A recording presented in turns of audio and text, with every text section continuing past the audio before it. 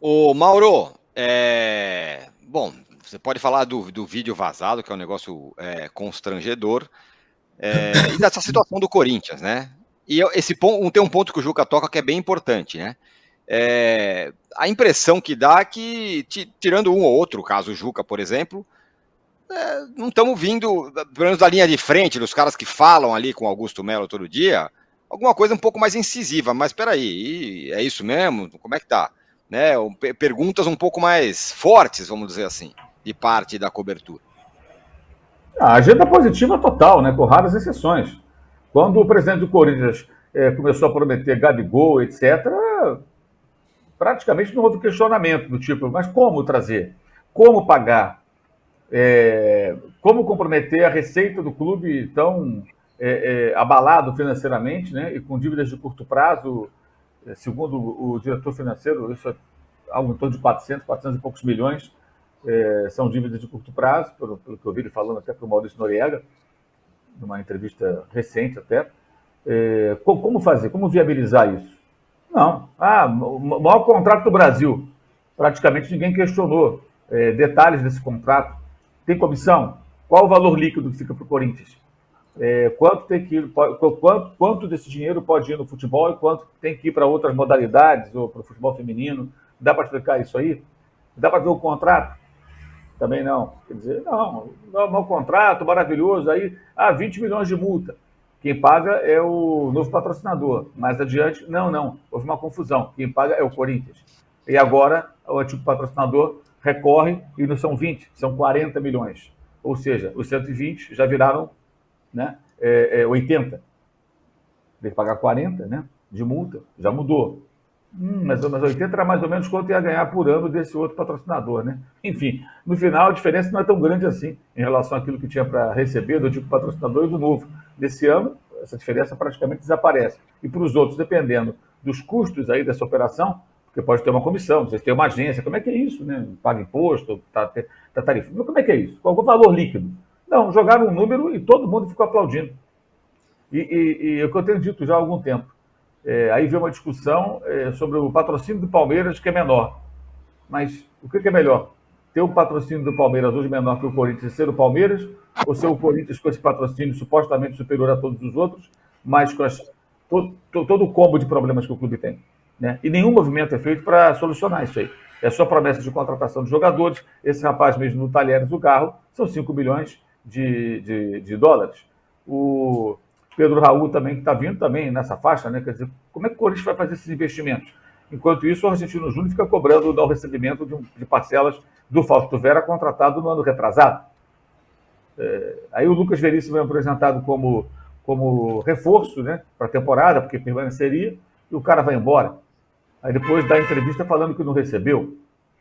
Aí o Mateuzinho treina porque o Corinthians aceitou as condições que o Flamengo colocou para emprestar o jogador de graça, só pelo salário, né?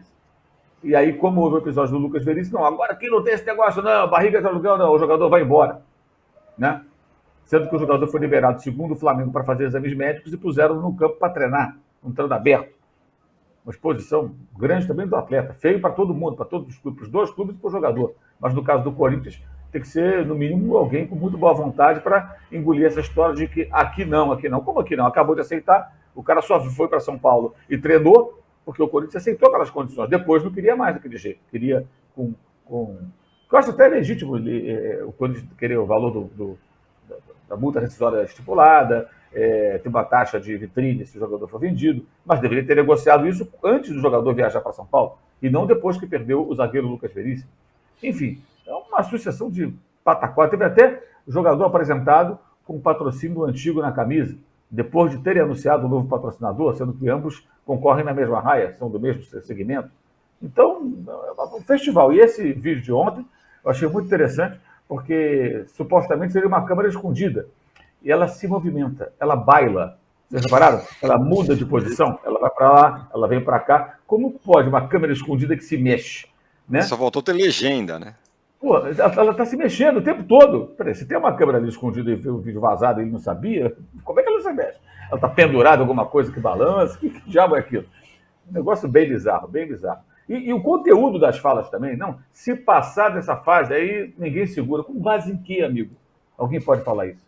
Com base em que ninguém segura? E é mais uma frase da prima do acabou a farra.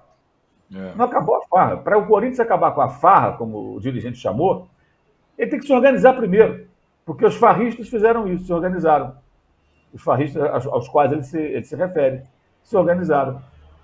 Um deles faz tanta farra até hoje que acaba se metendo em rascadas e não ganhando nada, como no ano passado. Mas sempre tem possibilidades muito maiores, porque se organizaram.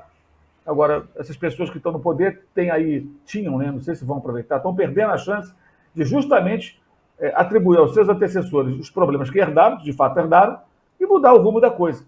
Mas para mudar o rumo da coisa, tem que ter medidas mais duras. Aí preferem fazer promessas que são praticamente impossíveis de serem cumpridas. É um cenário terrível do Corinthians, muito preocupante. Eu diria que é assustador. Assustador. Já correu o risco de rebaixamento ano passado com um time caro.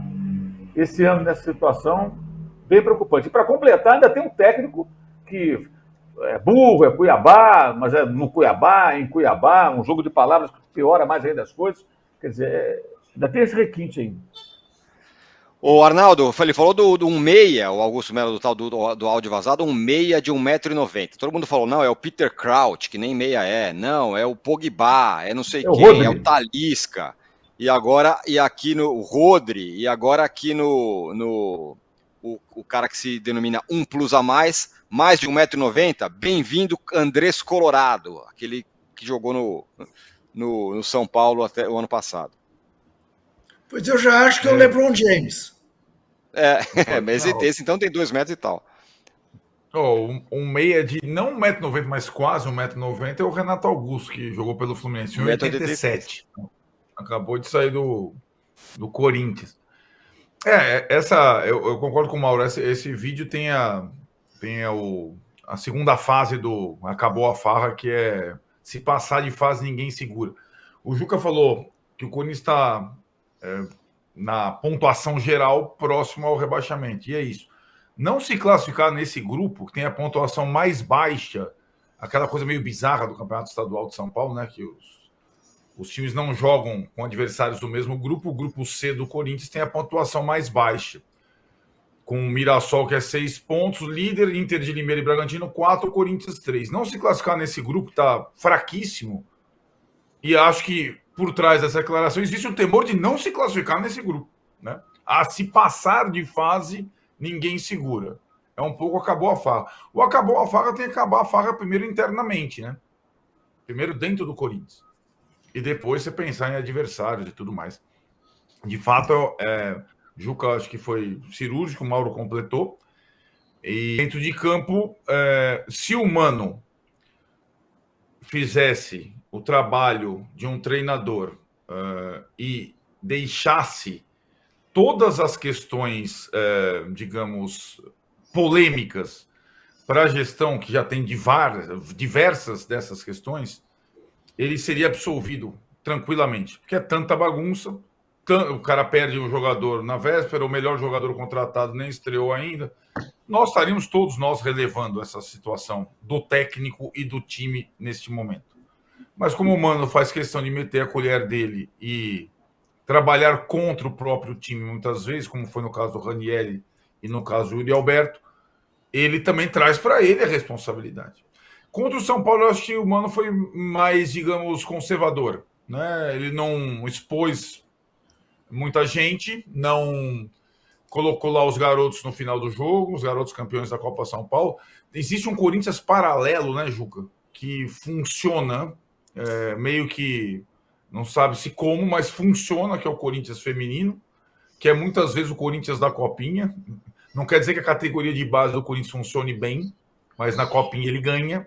Então isso também tem, muitas vezes, ganhou a Copinha. Não quer dizer que a categoria de base do Corinthians funcione bem, mas o Corinthians é um fenômeno que consegue, em algumas áreas, conquistas, mas nessas áreas mais competitivas, com esses que estão farreando...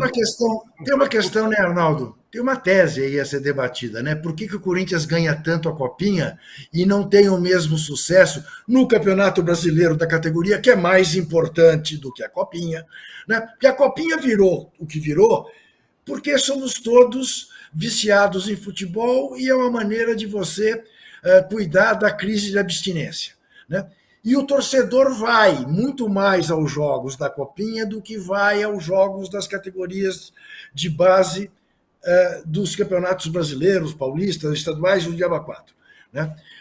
Então, é muito por aí que explica o sucesso, né, do Corinthians na Copinha. Mas eu te chamo a atenção para o seguinte: o Mano não nasceu ontem. O que o Mano fez no final do jogo contra o São Paulo foi muito claro. Ele chamou 3 meninos como se dissesse: ô Fiel, olha aqui o que eu tenho no banco, só esses garotos, tá? E pôs para jogar. Aí um dá um drible, o outro faz o gol e tal, né? Mas é isso, eu não tenho mais do que isso para jogar.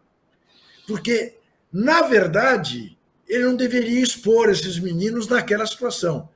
Corinthians derrotado, em casa, torcida indo embora. Eu não sei se vocês notaram isso. Há anos eu não via isso. Torcedores do Corinthians abandonando Itaquera. Acho que em Itaquera é a primeira vez que acontece. Indo embora antes do jogo terminar. Gente voltou depois do gol feito pelo Arthur Souza.